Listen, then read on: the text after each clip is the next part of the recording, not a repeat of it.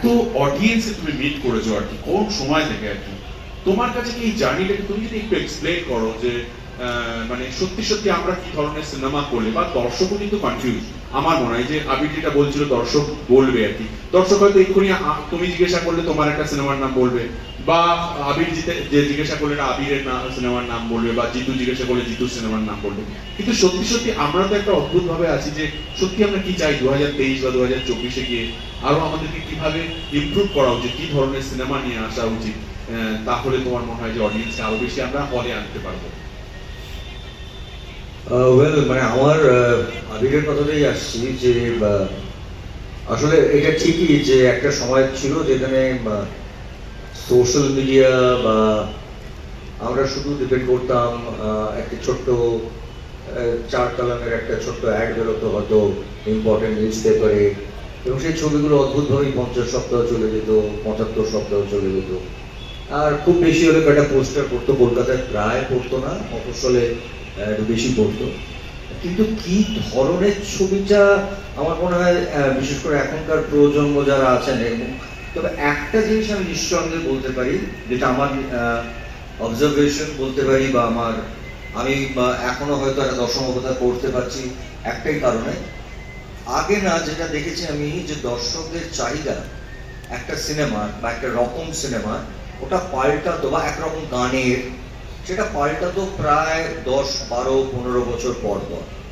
তুমি দেখবে যদি একটা ইতিহাস আমরা ঘাঁটতে থাকি, এভরি 10 to 12 to 15 ইয়ার্স আবার দর্শকরা চেয়েছেন আর একটা অন্য রকম ছবি, খুব মারদাঙ্গা দেখতে আবার পছন্দ করছেন, ফাইট করতে করতে ওরা তোমার চিরদিনই চলে যাবে, তারপর সবাই লাভ স্টোরি করতে শুরু করলেন। আমার এখন মনে হচ্ছে এটা 10-12 বছরটা না, বিকজ অফ টেকনোলজি।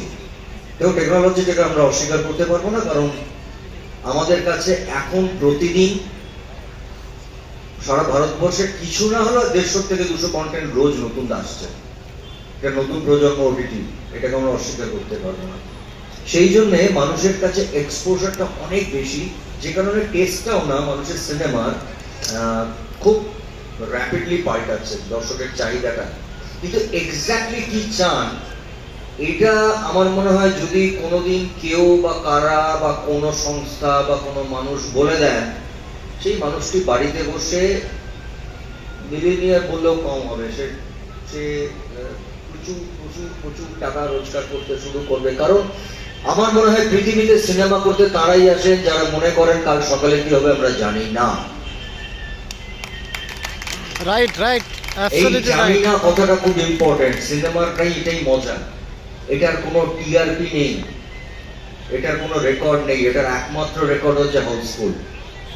এই আমরা প্রত্যেক দিন প্রত্যেকটা সিনেমা সারা পৃথিবী জুড়ে যাওয়া আজ অব্দি তৈরি করেছেন, তারা মনে করেছেন আমরা সব থেকে ভালো ছবি বানিয়েছি, এবং সেখানে কোনো মানুষ বলতে পারবেন না যে অভিনেতারা একটু খারাপ অভিনয় করার চেষ্টা করেছেন, একজন পরিচালক তার ঠিক মতন পরিচালনাটা করেন। তিনি ভেবেছেন কিন্তু আমি সব থেকে ভালো ছবিটা বানিয়েছি। ফাইনালি দর্শকরা মনে করেছেন না এই ছবিটা দেখার মতো নয়। এটা ভীষণ আনসার্টেন একটা মিডিয়ামে আমরা কাজ করি, কিন্তু যারা এখানে বছরের পর বছর কাজ করে যাচ্ছে, we started loving this uncertainty। এটা হলো না, তাহলে নেক্সট আবার কি পেতে পারি, আবার নতুন কি দিতে পারি যেটা আবার দর্শককে ভালো লাগবে। I think this is something it will go on. এটার না কোনো সঠিক রাস্তা কেউ কখনো দেখাতে পারবেন বলে আমার, এখন যেটা দেখা একদিন মিঠুন দার সাথে আমার কথা হচ্ছিল, কেউ যদি বলে দেয় এই ছবিটা সুপারহিট, আর সেটা যদি সুপারহিট হয়ে যায়, সেই লোকটা তো বাড়িতে বসে পৃথিবীর যে কোনো জায়গায় থাকবে, হিমালয়তে বসে একটা লোকে টাকা দিয়ে যাবে, বলুন তো দাদা এই ছবিটা দেখে সুপারহিট হবে কিনা। কোটি কোটি টাকা ইনভেস্ট হয় একটা ছবি, এটা পৃথিবীর কেউ বলতে পারেন না। কিন্তু যেটা আমার বারবার মনে হয়, আমার ব্যক্তিগতভাবে মনে হয়, যেটা একটু আগে খরচও বললেন, সিনেমার ভাষা, সিনেমার ল্যাঙ্গুয়েজ সময়ের সঙ্গে সঙ্গে পাল্টাচ্ছে। ডিরেক্টররাও তাদের ওই চ্যালেঞ্জটা নেন সেই সিনেমাটাকে পাল্টানোর জন্য। আমরা অ্যাক্টার্স যারা অনেকদিন ধরে কাজ করছি, হ্যাঁ আমার নিজেরও ভালো লাগে অমর সঙ্গীর মতন সাদা প্যান্ট সাদা জুতোর লাল স্কার্ফ পরে বেরোতে, কিন্তু লোকে এখন আমার দশম অবতারও দেখছে। মানে এইটা না নিজেকে তৈরি করতে হবে, না হলে বাড়িতে বসে থাকাটা বেটার বলে আমার মনে হয়। হ্যাঁ, সিম্পল। তো আমি যখন আজকে আবিরের সাথে কাজ করছি বা ঋত্বিকের সাথে কাজ করছি, তারা আমাকে প্রতিদিন চ্যালেঞ্জ দিচ্ছেন অ্যাজ অ্যান অ্যাক্টর, কারণ ওরা আজকের প্রজন্মের অভিনেতা। তো আমাকেও যখন ওদের পাশে দাঁড়িয়ে অভিনয় করতে হচ্ছে, আমাকে বুঝতে হচ্ছে কি ধরনের অভিনয়টা আজকের দর্শক চাইছে। আমি কিন্তু ওদের থেকে আপনাদের ইয়াঙ্গার দর্শকের কাছে পৌঁছাচ্ছি। আমার ছেলেকে আমি জিজ্ঞেস করি এই অভিনয়টা কি আমার ঠিকঠাক হচ্ছে, কারণ ওরা আমাদেরকে ঠিক ভুলটা সঠিকভাবে দেখিয়ে দেবে, বলে দেবে। সো আই বিলিভ, আমি মনে করি আজকের প্রজন্ম, আমাদের নেক্সট জেনারেশন যারা শুধু অভিনয় করছেন বলবো না, যারা ছবি বানাচ্ছেন, দে আর ডুইং এক্সেলেন্ট ওয়ার্ক বাংলায়। বিশ্বাস করুন, আমি গর্বের সাথে বলতে পারি এটা প্রসেনজিৎ চ্যাটার্জি বাংলা সিনেমা ভালোবাসে আমি এখনো কাজ করি তা নয়। আজকে এখানে একজন পরিচালক বসে আছেন, তার যে কতগুলো সিলভার জুবলি গোল্ডেন জুবলি আছে কেউ জানে না।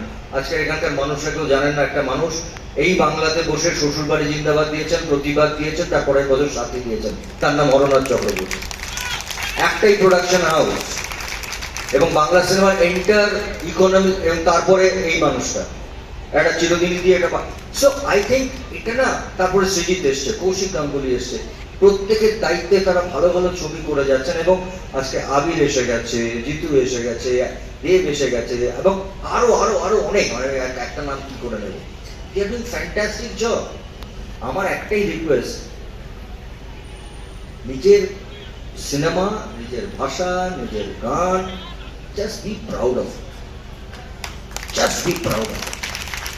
এটা আমার আবেদন বলতে পারেন, বা আমি বয়সে যাদের থেকে বড় তাদের কাছে বলতে পারেন, এটা আমার আন্তরিকভাবে আমাদের এন্টার ইন্ডাস্ট্রি থেকে তাদের কাছে একটা আবেদন, just be proud of us, যে আমরা বাংলা সিনেমা দেখছি, বাংলা গান শুনছি, বাংলা নাটক দেখছি। জাস্ট অন্যদেরটা ভালো বললাম আর আমাদেরটা খারাপ বললাম, এটাতে কারোর লাভ হবে না, কারোর লাভ হবে না, বিশ্বাস করুন। আমি শুরু করেছিলাম ছবি করা 16 লাখ টাকায়, আজকে আমি গর্বিত আমি 4 কোটি টাকার ছবি বানাই। এই 4 কোটি টাকা প্রযোজকরা কারা দিচ্ছেন, নিশ্চয়ই 4 কোটি টাকা খরচা করছেন, যেহেতু আপনারা ছবিটা দেখছেন বলে। তো এই টেনেসিটি রাখতে হয়েছে, এবং আপনাদেরকে বলবো যে বাংলা ছবিটা রিয়েলি ভালো তৈরি হচ্ছে, সেটা রিয়েলিস্টিক হোক, লার্জার দ্যান লাইফ হোক। হ্যাঁ, মানে একরকম ছবি যেটা একটা সময় হতো সেটা হবে না, কারণ সিনেমার ভাষা পাল্টে গেছে, সিনেমার ল্যাঙ্গুয়েজ পাল্টে গেছে, দ্যাটস ইট। সরি, আমি আপনার বেশি না না না, একদমই। তুমি দেখো না,